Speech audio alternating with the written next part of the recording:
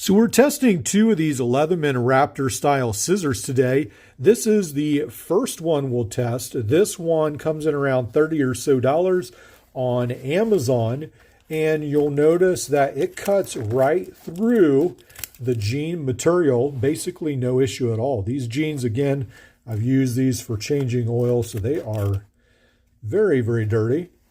So no issue there.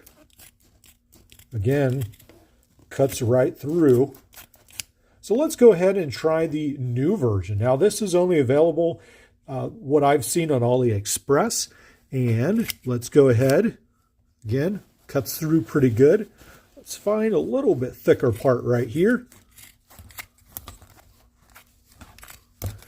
And there you go. Cuts right through. Try another part.